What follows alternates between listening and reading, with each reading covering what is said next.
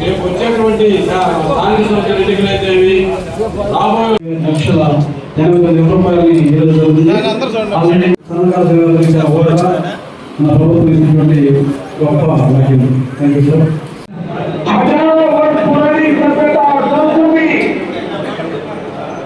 किसान परिवारों को बहुत बहुत शुभकामनाएं देता हूं। पहली बात जानना जरूरी है, जब पूरे बंगाल को मिली, मैं बंगाल के लोगों को इन विकास परियोजनाओं की बधाई देता हूं। ఉండవల్లి కేవ్స్ లో ప్రారంభించి సాయం చేసే అన్నదాత సుఖీభవ కార్యక్రమానికి ఈ రోజు ఇక్కడికి వచ్చా. నా జీవితంలో దీనికంటే ఆనందమైన రోజు లేదని మరొకసారి మీ అందరికీ విజ్ఞప్తి చేస్తున్నా.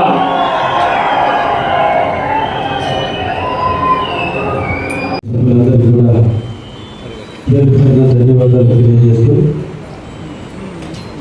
అన్నదాతలైనటువంటి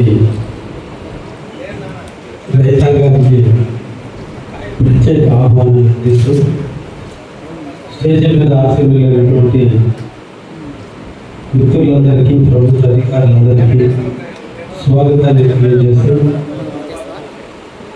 అన్నదాత సుఖీభవ, అన్నాన్ని దానం చేసేవాడు ఆనందంగా ఉండాలి. వాళ్ళు నిరంతరం కూడా శ్రమతో పోల్చుకున్న పని చేసి ఎండనక వానక పొలం గట్టిగా తిరిగి కూటి కోసం నిర్మించింది కేంద్ర రాష్ట్ర ప్రభుత్వాలు చాలా పనిచేస్తున్నాయి. ఒక్కసారి మీరు అధ్యయనం చేస్తే ఈరోజు మనం పంట పొలంలో 4 మందులు పోసే మొదలుకొని విత్తనాలను సబ్సిడీలో ఇస్తున్నారు. మనం కొంత ఖర్చు పెడితే రాష్ట్ర ప్రభుత్వం కొంత భరించి నాణ్యమైన విత్తనాలను సబ్సిడీలో ఇస్తున్నారు. మీరు వాడేటువంటి పంటలు పండించే క్రమంలో మీరు ఎక్కువ కెమికల్స్ వాడుతున్నారు. కాబట్టి పచ్చి రొట్టెని పెంచుకోండి, ఎరువులు వేసేటువంటి పరిస్థితి లేదు. కాబట్టి మీరు పచ్చి రొట్టెలు పెంచండి. ఈరోజు నవధాన్యాల కింద లేదా జీలకర్ర కింద లేదా పిలిపిసల కింద జనుల కింద ఈరోజు సబ్సిడీ కింద ఈ రాష్ట్ర ప్రభుత్వం మనకి చేకూరుస్తుంది. అంటే ఏంటి రాష్ట్ర ప్రభుత్వం మనకి చేసింది అనేది అందరిలో ఉంది. అంటే మనం పొలం దున్నే మొదలుకొని, వేసే విత్తనం మొదలుకొని, పచ్చి రొట్టె మొదలుకొని మనకు ప్రభుత్వం సబ్సిడీ ఇస్తుంది. ఈరోజు మనం యూరియా అంటున్నాం, డిఏపి అంటున్నాం. ఈరోజు 50 కేజీలు యూరియా బస్తా ఒరిజినల్గా కొనుగోలు చేస్తే 1800 రూపాయలు ఈరోజు. దాన్ని కేంద్ర ప్రభుత్వం భరించి ఈరోజు మనకి 330 రూపాయలకి 300 రూపాయలకి ఈరోజు బస్తా ఇస్తుంది. అంటే ఒక్కొక్క బస్తా ఒక రైతు ఒడ్లు పండించడానికి ఎకరాకి 3 బస్తాలు మీరు యూరియా వాడుతుంటే యూరియాకి కేంద్ర ప్రభుత్వం పడించేటువంటి సబ్సిడీ 4,500 రూపాయలు ఆ 3 బస్తాల మీద కేంద్ర రాష్ట్ర ప్రభుత్వాలు భరిస్తున్నాయి. యూరియా కొన్నా, పొటాష్ కొన్నా, జింకు కొన్నా, మెగ్నీషియం కొన్నా, బోరాన్ కొన్నా, ఏది మీరు కొనుగోలు చేసినా ఒరిజినల్ రేటుకి మనకు అందించే రేటుకి మధ్య చాలా వ్యత్యాసం ఉంది. ఆ వ్యత్యాసాన్ని అంతటి కూడా కేంద్ర రాష్ట్ర ప్రభుత్వాలు భరించి మనకి తక్కువ రేటుకి మనకి ఇస్తున్నారు. ఎందుకంటే రైతుకు అండగా ఉండాలి. ఎండల్లో, వానల్లో, కష్టాల్లో, ఇబ్బందుల్లో అన్నిటిలోనూ భూమిని నమ్ముకొని అలిగిపో. ఉద్యోగస్తుడికి కోపం వస్తే ఆ రోజు సెలవు పెడతాడు. ఉద్యోగస్తుడికి జీతం అందకపోతే స్ట్రైక్ పెడతారు. కానీ వ్యవసాయదారుడికి కోపం వచ్చినా చేలోనే ఏడవాలి, ఆనందం వచ్చినా చేలో ఏడవాలి. బాగా పంట పండిన కళ్ళ మీద నీళ్లు ఆ పొలంలోనే కాచాలి. కాబట్టి రాష్ట్ర ప్రభుత్వాలు, కేంద్ర ప్రభుత్వాలు ఎప్పుడు కూడా రైతాంగానికి చేయూతగా ఉన్నాయి. ఈరోజు మీరు పంటలు పండిస్తే ఈ దళారుల చేతిలో గత 5 సంవత్సరాలలో ఎప్పుడు ఒడ్లు రేట్లు ఎంత ఉన్నదో తెలియదు. ఒక్క ఎలక్షన్ ముందు మాత్రమే మంచి రేటు ఉండింది.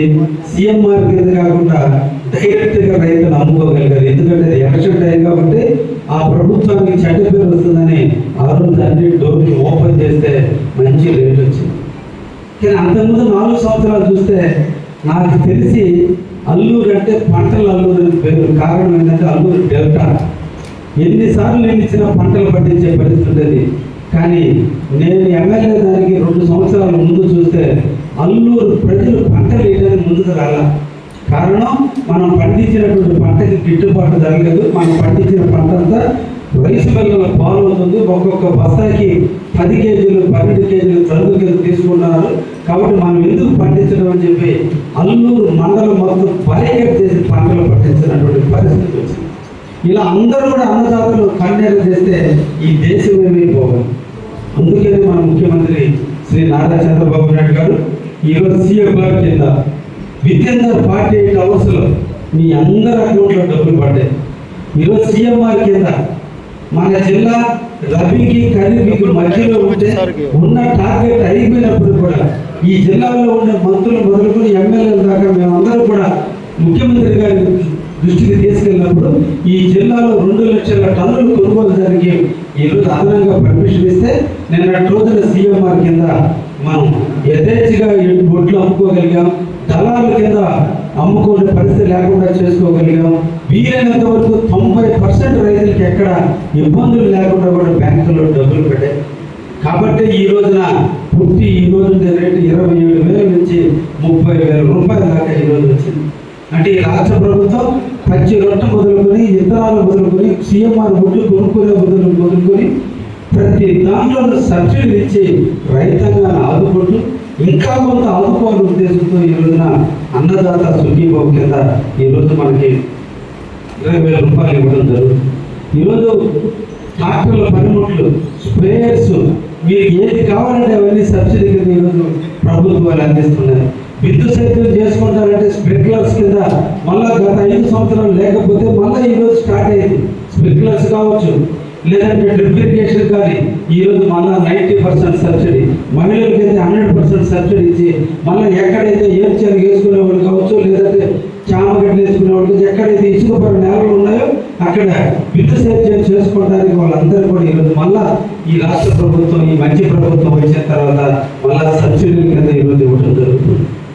ఇంకా కూడా ఈరోజు కొత్తగా మన రాయలసీమ ప్రాంతాన్ని ఈరోజు హార్టికల్చర్ హబ్గా అంటే బనానా కానీ లేదంటే మామిడి పళ్ళు కానీ సపోటా పళ్ళు కానీ ఏదైతే ఫ్రూట్స్ హబ్గా ఈ రోజున అనంతపురం జిల్లా, కర్నూలు జిల్లా, కడప జిల్లా, నెల్లూరు జిల్లా, ప్రకాశం జిల్లాలో ఉన్నటువంటి మార్కాపురం జిల్లాని పెట్టి గిడ్డంగులు ఏర్పాటు చేసి రాబోయే కాలంలో 1,00,000 కోట్లు ఖర్చు పెట్టి ఈ ప్రాంతంలో ఎక్కడైనా రైతులు ఇంకా ట్రెడిషనల్గా ఎలకాలం ఊరి పండించడం కాదు, ఈ ఊరి పండించే ప్రాంతాల్లో కూడా హార్టికల్చర్ పండించండి, లేదా అమరాలు పండించండి, లేదా చిరుధాన్యాలు పండించండి.